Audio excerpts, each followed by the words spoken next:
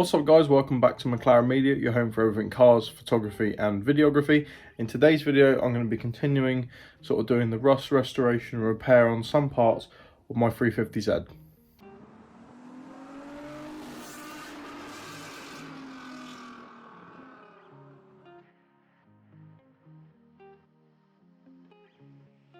So guys, as you saw in the first part, I stripped down the back of the car, I've taken a lot of the stuff off, I've been grinding away a lot of the loose rusted material, ready for basically some small underseal in some parts of the rear.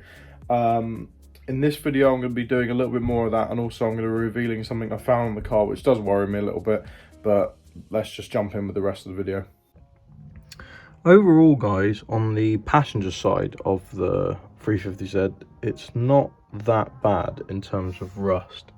Areas that seem to get a lot of rust, these seams here, they're actually not too bad, but I've covered them in rust convert, so they should be good for another couple of years.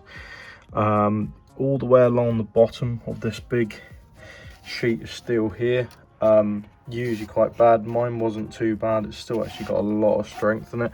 A lot of problems with this car is the rust gets in behind the factory underseal, which is all this rubbery looking stuff you can see on the paint. It gets behind that and it just creeps up and up and up until it effectively joins the top. Mine is really not too bad on this side. Even the seals are still very solid. You know, around the back of the car, very solid.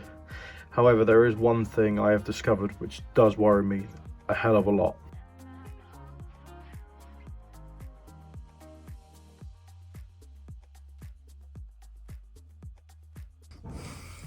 So guys, what you're looking at here is part of the sill of the car. Right down low, you can see here's the seam seal across the bottom of the car. And this is, it's not entirely structural really. Obviously, you know, it is bad. You can't really like sugarcoat it any more than that. However, it's not as bad as I've seen. It purely is localized to this bit of metal here. Now I know the video says restoration, but really what I'm doing is restoring some of the bits I can take off the car. This was not something I had planned, because up until the other day I thought this was actually really quite nice, and then the drill went through it when I was trying to wire brush, and I realized just how rotten this side actually was. In terms of fixing it, you would need to cut out and then, you know, weld a new bit onto it. I don't have the money or time for that at the moment, so my best plan of attack is what I've done, which is cover it in rust converter, hope to God that it doesn't get any worse over the time.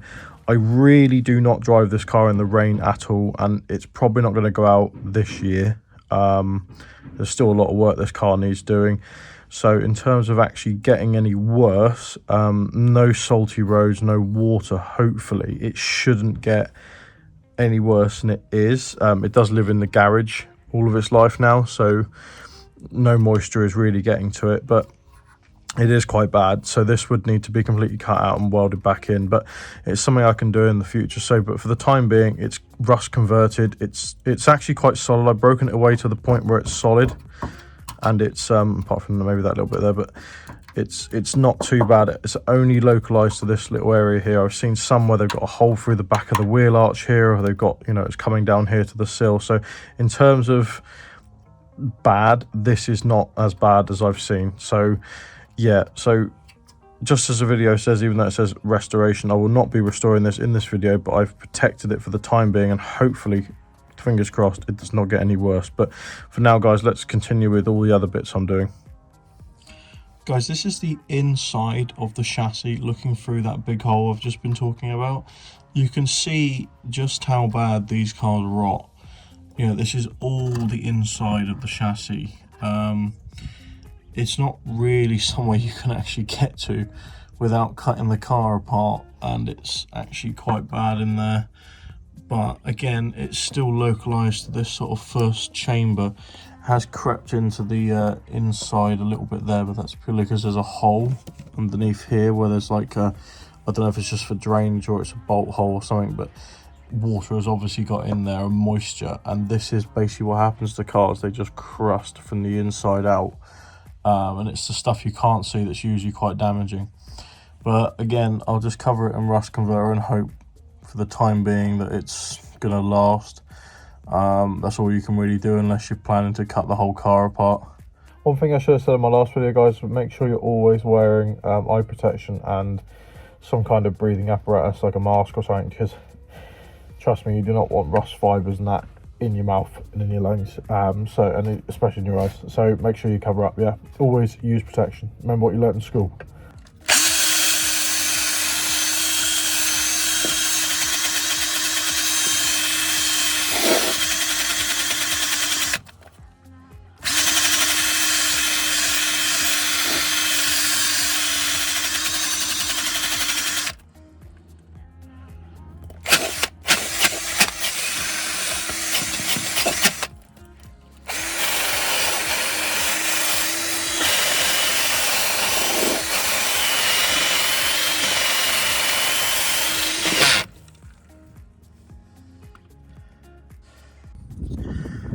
Guys, you know when you start something and then you sort of like half wish that you hadn't, but again you sort of think, well, maybe you should have done because you found it now.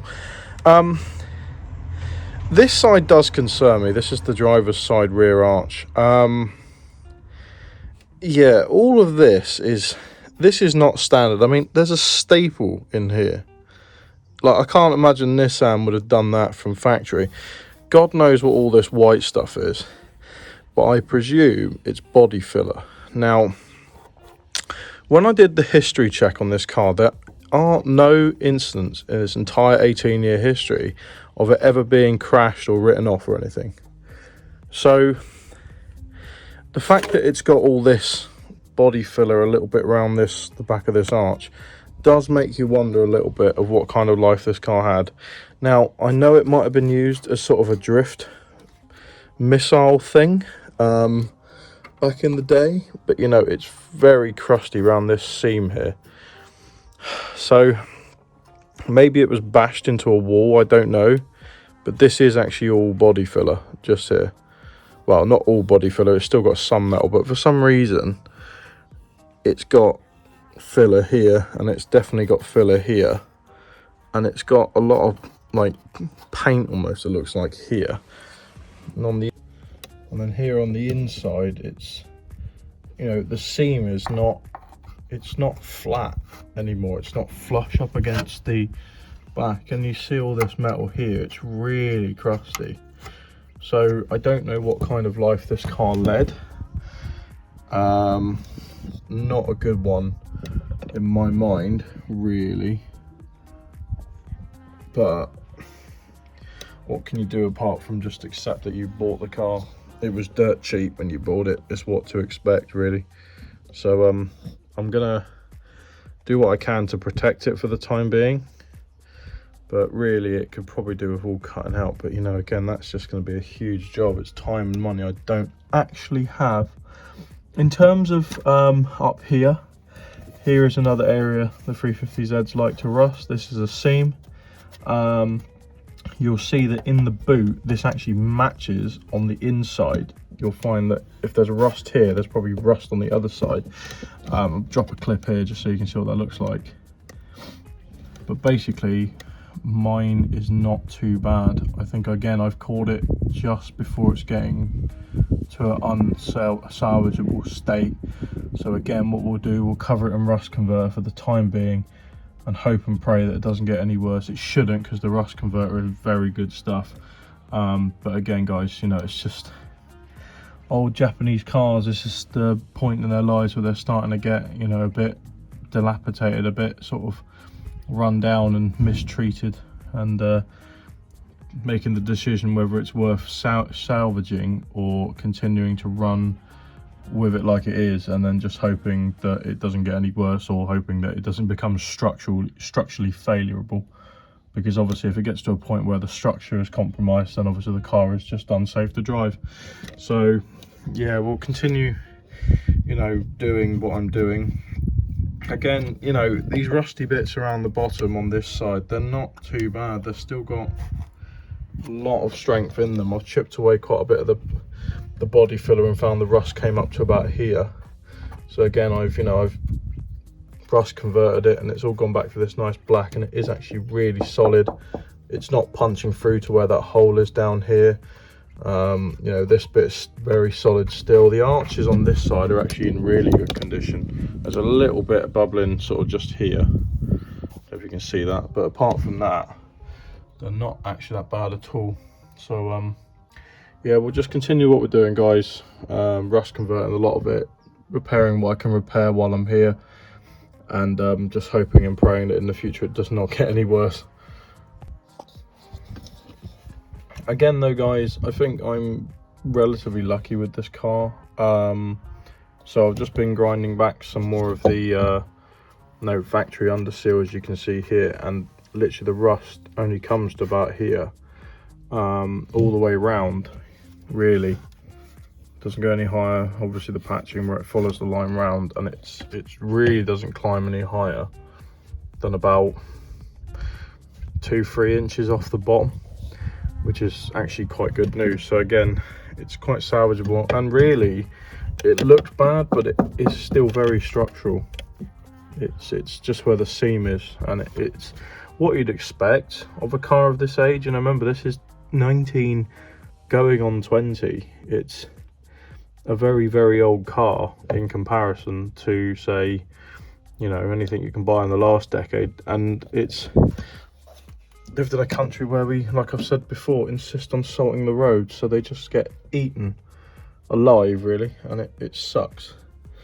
I don't know why they bother putting salt down, because it doesn't make anyone better fucking drivers. So we've now reached the stage where I can start to apply a small layer of underseal to around the back of the car. What I'm going to be using is Hammerite underbody seal with added wax oil, the original. Heavy duty protection for underbody, wheel arches and other high impact areas. So what this effectively does is just chill the bare metal and whatever I've converted and repaired under there into a nice durable surface, which will, you know, repel stones and stuff like that. And I cannot stress enough when doing this, wear some face mask, breathing apparatus or something, because this stuff is nasty. Just reading the back of the bottle, it sounds like you shouldn't even have it in your house. May cause cancer, poisonous if ingested, all that sort of stuff. So make sure you're wearing a good suitable rebreather or some kind of face mask. Eye protection, not as important, but obviously, you know, you can't be too safe with these sort of things. Not that I'm a huge fan of health and safety, but I do only care about myself, so I'm going to protect myself. But yeah, let's get on with doing this. I'm only going to be applying a small layer, because obviously the rust is not completely gone, so I don't want to be sort of covering the rust up and then just sort of pretending it's not there. So I'm going to protect the areas that I know are really bad that I've fixed, and then the other areas I'm just going to cover in a small layer. So let's get on with doing that.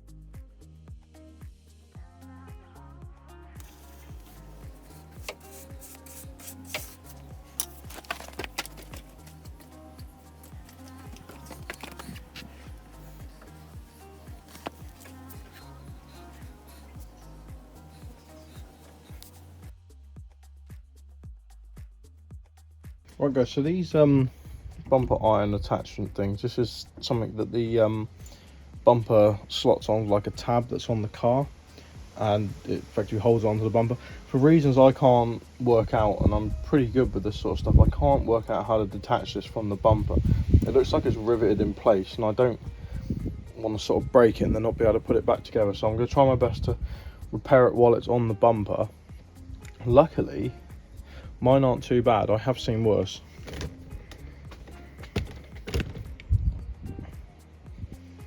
It's quite honestly just your generic surface rust all up along it, which is, I'll be able to grind away as much as I can, and then I'm going to, you know, rust convert the rest of it and spray paint it maybe just to hold it all in. But yeah, let's get on with doing that.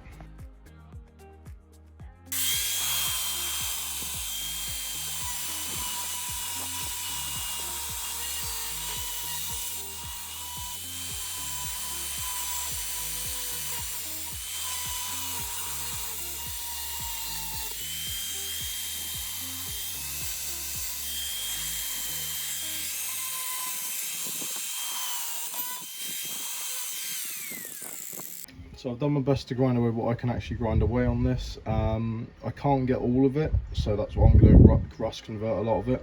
You can get these new, but for the time being mine are actually still structural.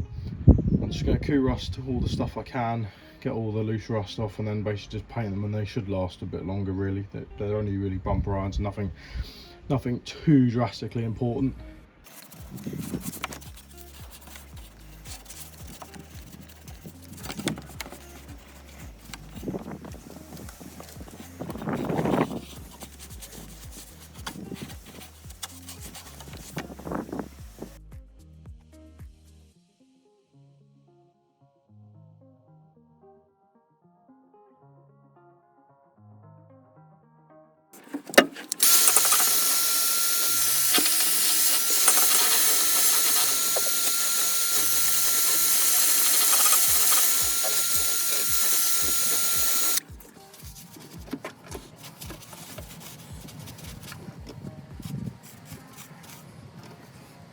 So there we go guys, that is part 2 of the rust restoration and repair on my 350Z for the time being. Like I said before, I'm not entirely doing a complete like nut and bolt, strip down, grind out and weld in new patch and metal and all that sort of stuff. I'm literally just trying to repair what I can for the time being and sort of future proof it. So yeah, you've seen the hole is not great, but it's one of those things, unfortunately. You know, at least I've caught it now and I know it's there, so I can sort of get on and fix it in the near future, hopefully. But for the time being, you've seen that I've undersealed majority of the back of the car. I've still got to do a bit of rust repair on the driver's side arch. You know, I've been grinding away, and to be honest with you, the car isn't too bad, but I hope this video shows you where a lot of the rust is on the 350Z. Apart from that guys, in the next video I'm going to be basically rebuilding the car back up to, you know, putting the back end back on, putting all the boot back together and everything like that, and sort of going forward. But for now, things I can cross off the list. Parts that hold the exhaust on are not rusty anymore. The exhaust has a gasket back in it. The heat shield is now put in place and is properly strengthened up. I've dealt with some of the rust corrosion around the back end and some of the stuff in the wheel arches, but of course you're never ever going to remove it completely without cutting it out and re-putting it back in with fresh metal. But for the time being guys, that is basically what I've done. I hope you've enjoyed the video. Don't forget to hit like if you liked the video, because it just shows me you guys are engaging with the content, it helps you get more following. Don't forget to subscribe to the channel, because we're almost at 300 subscribers and we're heading for that magic number of 1,000, so really thank you for everyone's support. But as always guys, I will see you in my next video. Cheers.